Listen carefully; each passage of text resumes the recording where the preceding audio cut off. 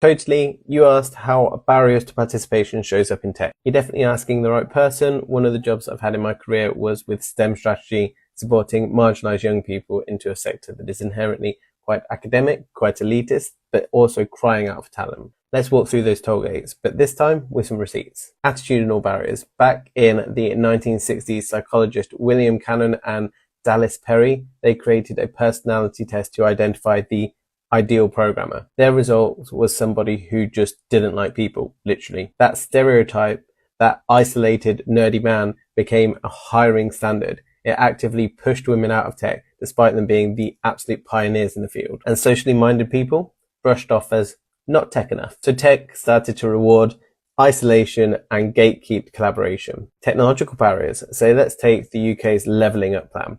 Sounds great in theory, but in practice, only 51% of households earning under 15k have access to home broadband.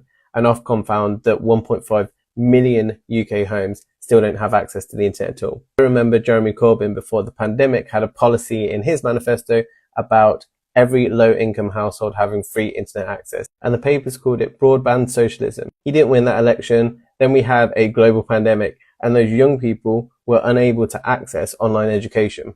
If your only device is a phone, you're not learning data science on it. Financial barriers. 11 million UK adults lack essential digital skills, and financial hardship is one of the major drivers because of that. It's not just the cost of courses, it's laptops, it's Wi-Fi, it's childcare, it's transport. It all adds up really fast. Social barriers. This one can be a little bit more subtle, but also more powerful.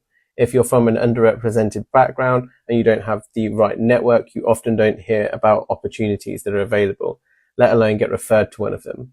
Meanwhile, others are just nudged in the right direction with a DM from somebody's uncle in the industry. So from an enablement barrier perspective, a good example could be Market Boomer, a software firm. They noticed that their users weren't thriving on their platform. So instead of blaming them, they built in-app guidance, walkthroughs, tooltips, the whole works. Saved over 1,700 hours in training and boosted confidence across the board. And that's what good enablement looks like, making systems that are usable for everyone. Amazon, on the other hand, had an applicant tracking system algorithm that would inadvertently not progress women through the recruitment process who had women's groups on their CV. That's what bad enablement looks like. From a policy perspective, the UK's flexible working policy law changed. People can now ask for some degree of remote work, which sounds really progressive, right?